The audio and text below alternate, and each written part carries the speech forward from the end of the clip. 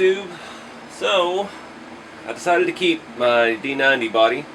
I hadn't had any luck selling it on eBay. A bunch of lowball offers.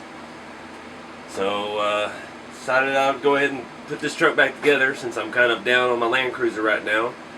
I can steal the few bits and pieces I need and get this thing running. So I was posting on Instagram the other day. I went ahead and threw the bumpers from my D110, which I no longer have. I put them on here, front and rear, and I got the body back on. So in this episode, just going to kind of keep working towards a running status. I'm going to go ahead and put on some MIP drive shafts, and I'm going to swap in the King shocks, and we'll deal with the shocks later because this is going to be a heavy body. That's the RC4wd roof rack, the RC4wd ARB front bumper, and then I've got the swing out tire carrier with fuel can holders on the back. So it's got a lot of metal on the body, and yeah, it's going to be heavy. So we're going to have to do a lot of tuning with the shocks and springs. Stuff right out of the box isn't going to work. I can already tell you that. The King shocks I'm using, they really didn't do anything on the Cruiser with the full interior. They were just floppy. So we're going to have to play with springs and shock fluids, try to find some heavier weight fluid. And then on this, I've still got the stock interior. I've got to update, got to complete it. I've got some Wraith seats, I've got some plans for the interior, and I'm planning a lot of scale accessories and some working lights here and there. So first step, let me show you what I've done already. One thing I did really want to point out, I was afraid of this when I decided to put all these bumpers on. The swing out tire carrier hits the ladder on this side of the roof rack. They don't quite work together very well. So it is touching, and it is kind of tight to thread the locking side of the swing out on there. But it is on. It is tight. The body's where it needs to be, so it's not too much of an inconvenience. It's just something you got to look out for. I was thinking to cutting the inside of this ladder off, but the mount for the body is on the inside. It's not on the outside bar, so couldn't really do that. The body mount is right behind where the bumper hits the rack, so there's really no way around that part of it. Otherwise, it just sets snug up against it. It'll be alright, it'll work. Just one of those little things, kind of annoyance. Alright guys, so I got the King shocks off my Cruiser, and of course, in typical RC4wd drive shock fashion, there was no fluid in it. So that could have accounted for some of the flop that the suspension had. The only fluid I have currently is this axial 30 weight, old stuff from when I built the Dingo kit. I'm going to try something new here. I got this tip from GCM Racing's channel. They took some cool Icon shocks with dual springs and they converted it to a single spring. So they just cranked the adjuster all the way down and put one spring on it and put it back together. And it made it a little bit more scale looking, and it also shortened the length of the shock. So I'm looking right now, I believe I've got some SEX10 shocks laying around that have the dual spring rates, and I believe their individual pieces are longer than this, and I believe they're stiffer also. That's what I'm hoping for. So I'm going to keep playing with the spring rates. Hopefully I can get this just a hair longer, because I think that's going to be just a tad too short, and it's still going to be too soft. I'm not sure how the 30 weight's going to feel in it, but I need, about that long. That's still about 5 mil shorter than stock. So I'm just going to keep playing with this. Go ahead and put these together and see what I end up with. Alright guys, I've got the front springs and shocks on. These are the SEX10 dual rate, the longer of the two, and it's got the green mark on it. They're pretty firm. I put the 30 weight oil in them, and let's see how long they hold it. Right now it's really, really stiff. Now I filled it with fluid. I worked out the bubbles on the inside, and I put the caps on with the shock almost compressed all the way. So the shock likes, I guess, the suction inside from being sealed. It likes to stay about halfway out, so you get a little bit of rebound and the other one. The word's escaping me right now, but you get a little bit of both. It's loaded, I guess, as they say. So it's kind of, it likes to set middle of the road. We'll see how it does. It's pretty stiff. But again, there's no weight on here. I don't even have a motor in it yet. A few things while I'm doing all this. I've got my transfer case I'm going to put back in. Got these MIP shafts that I stole off my cruiser that I'm going to run in here. This is kind of a total cost involved build. It's got the best of everything that I could get at the time. It's got a decent Savox servo in there with an aluminum horn. Got all the fancy bumpers. I've got the inner fenders. Now we've got the King shocks. I can do MIP shafts. I've got the Yoda 2s with ARB diff covers. I mean, I've even got the aluminum radio box fuel cell in the back instead of the plastic one. I just had that left over from one of the mystery boxes, so I was like, why not?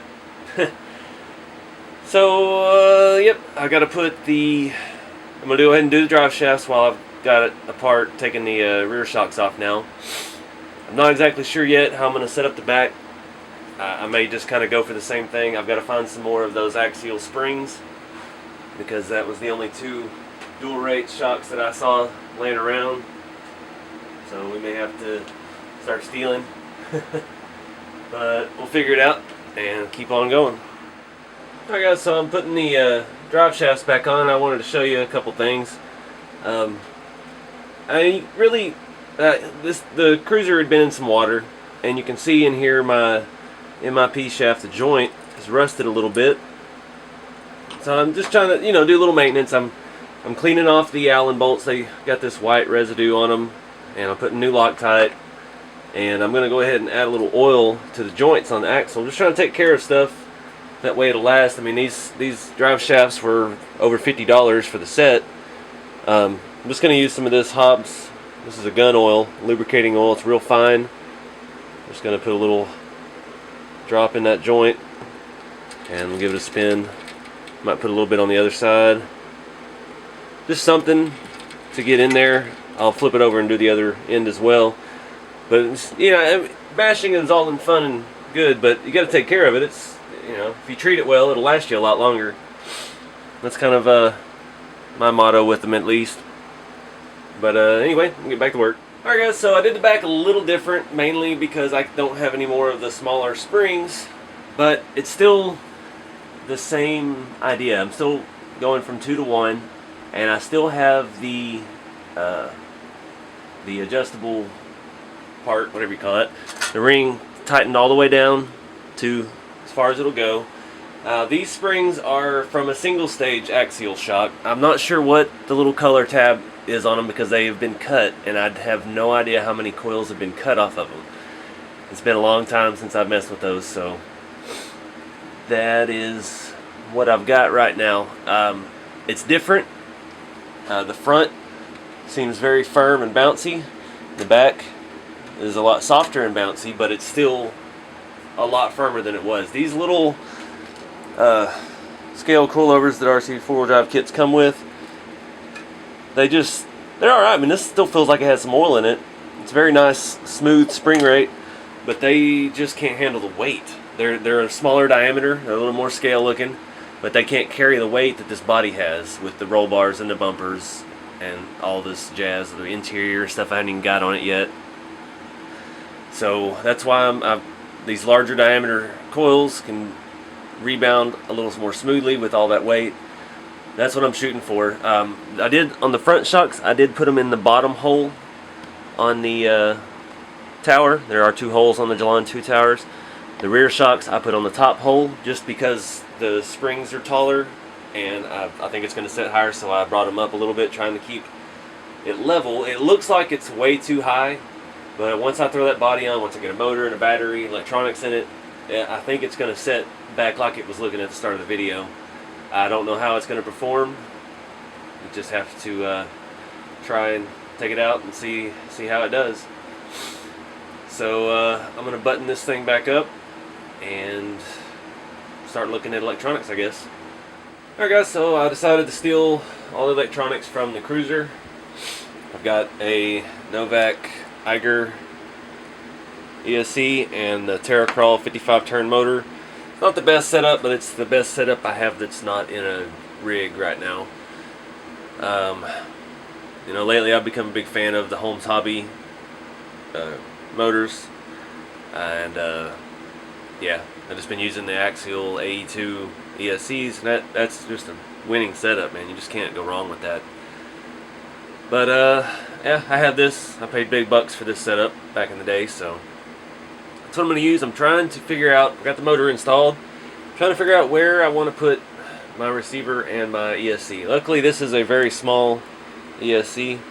I don't have long wires, so I can't put it in the back where the Gelande 2 stuff is designed to go. So I've got to try to figure how to get it under the hood. On my cruiser I had built sheet metal inner fenders, and I just taped to the inside of that. I'm looking at maybe making some kind of bracket. I've got to see how much clearance I have under the hood of the D90 body and kind of go from there. So this is my favorite kind of challenge here. I like trying to fit things where they don't belong. Like I said, I want to keep all my electronics up front. Now I'm kind of short on space. The hood's not real high on that body, so you see it?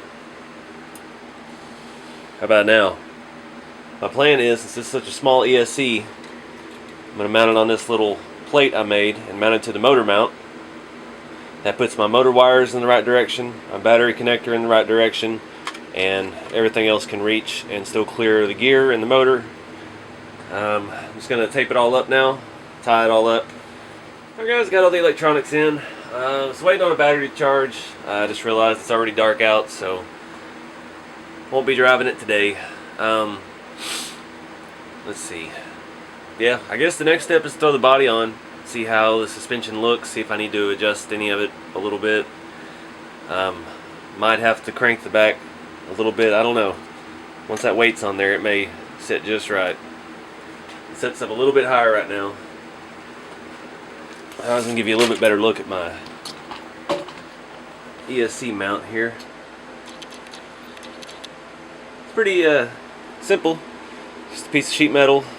I kind of marked out a square with a leg, and I twisted it and bolted it to the side of the R3 mount. Nothing fancy. Two-sided tape it on just like you would anything. The reason I put it up like that is because the interior is going to be up there against it, so I didn't have a whole lot of space. I could have moved it back a little bit, but looks like the interior is going to be pretty much right there. I'm not sure how the back's going to fit here, and we'll have to see once we cram it all on. I may have a problem with these inner fenders. They're kind of in the way right now, but yeah, I couldn't just stick it to the interior because then I'd have to unplug the ESC every time I took the body off, because the interior kind of hangs with the body, and it was just a whole nother can of worms. Plus my wire, this ESC has a connector on both ends of its wire to the receiver, and it's not very long, and I thought, hey, I'll swap in a longer wire so I can put it somewhere else. Well, they have their own special end on it. The connector on here is smaller than a standard servo connector, so that plan backfired. So that's about as far as that'll reach. I did mount the receiver upside down. I can focus on it. Mounted it upside down on top of the servo, so all my connectors stick down in the space between the servo and the motor. And I've got them all tied back away from the motor. They're close, but they're not touching. And everything's away from the spur gear. So I think it'll work. Yeah, I'm going to throw the body on. We'll take a look. Alright guys, I think the ride height came out perfect actually. And man, it's a little bouncy, but that thing goes dead center, dead level. The front is really, it's not soft, it's not hard, it's kind of, I don't know, plush. Back's a lot softer. It's got a good bounce to it. We'll have to see how it does. See if I still got a fair amount of flex. Goes back nice and level. Excited to see how this guy's gonna run. It's very different for me. I've usually spend more time on the looks of it than I do the actual setup and the performance. So this is new, and it's actually kind of fun. I need to get some more options for shock oils. Try to find me some different spring sets. See what else I can come up with. It doesn't have any interior yet, so the interior is going to add a bit more weight. Not a whole lot. I don't think it's going to lower it down too much in the back, maybe just a hair. But yeah, pretty excited about this. Wish got started a little earlier. I get out before it's dark and take it for a drive, but we'll have to try to get it out tomorrow. Anyways, I won't keep y'all any longer. Thank y'all for watching, and y'all stay tuned for more of this rig and plenty more to come.